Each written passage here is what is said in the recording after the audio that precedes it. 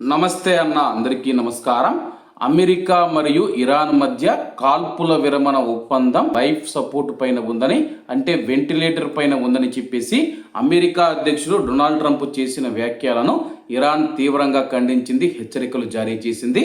వివరాల్లోకి వెళితే కాల్పుల విరమణ ఒప్పందం లైఫ్ సపోర్ట్ పైన ఉందని అమెరికా అధ్యక్షుడు ట్రంప్ చేసిన వ్యాఖ్యలకు ఇరాన్ కౌంటర్ ఇచ్చింది.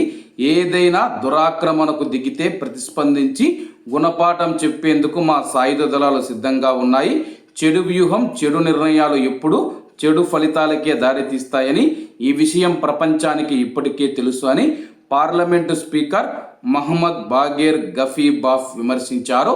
ఇప్పుడు ప్రస్తుతం మనం చూసుకుంటే కానీ అమెరికా వచ్చేసేమో కాల్పుల విరమణ ఒప్పందం వెంటిలేటర్ పైన ఉందంటూ ఉంటే, ఒకవేళ మళ్ళా మా పైన దాడులకు దిగితే, యుద్ధానికి దిగితే కానీ మేము ఈసారి చేయబోయే యుద్ధం చాలా భీకరంగా ఉంటుంది.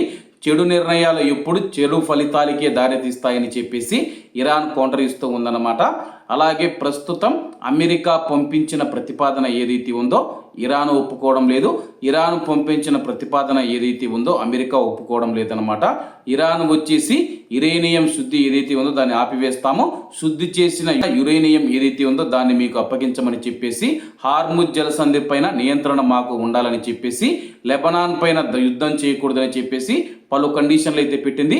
భవిష్యత్తులో కూడా మా పైన యుద్ధం చేయకూడదని చెప్పేసి ఇరాన్ అయితే షరతులు పెట్టిందనమాట. ఆ షరతులకు అమెరికా ఒప్పుకోలేదు. మరి యొక్క యుద్ధం ఎంత దూరం వెళుతుందో వేచి చూడాల్సి ఉంది. కాబట్టి అందరూ బాగుండాలి, అందులో మనం ఉండాలి. అందరికీ నమస్తే అన్న, జై హింద్.